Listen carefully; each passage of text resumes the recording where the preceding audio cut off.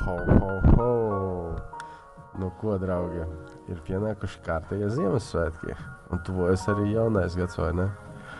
Šis ir pirmais gads, kad mēs šo svētkus patiesi novērtēsim un atzīmēsim, saprotot to patiesās vērtības.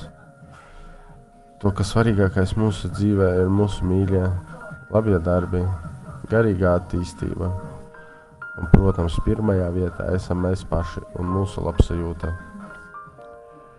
Tātad mūsu ģimene vēlas jums un jūsu tuvajiem novēlēt atteikties no mūsos ieliktajām materiālajām vērtībām, saprast to, ka viss, kas mums ir apkārt, tā ir ilūzija un nāk pie apziņas un sāk dzīvot tādu dzīvi, ar kādu mērķi mēs esam šeit nākuši. Kā jau mēs labi zinām, mēs visi esam daļa no Dieva un mums ir jāuzvedās pienācīgi. Ir jānovērtē mums piešķirtais spēks un mums piešķirtā uzticība.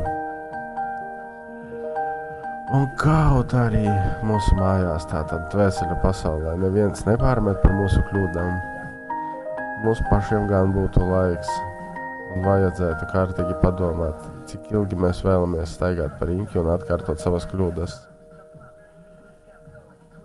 Vai arī mēs sāksim beidzot uzvesties tā, kā mums pienākas, ņemot vērā to, ka mēs esam tīra mīlestības enerģija, tātad dvēseles. Un iesim beidzot uz priekšu ar augsti paceltu galvu.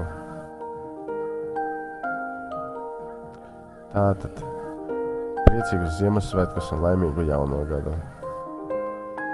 Mēs jums vēlam gaismu jūsu dzīvē un sūtam nesautīgas mīlestības enerģiju.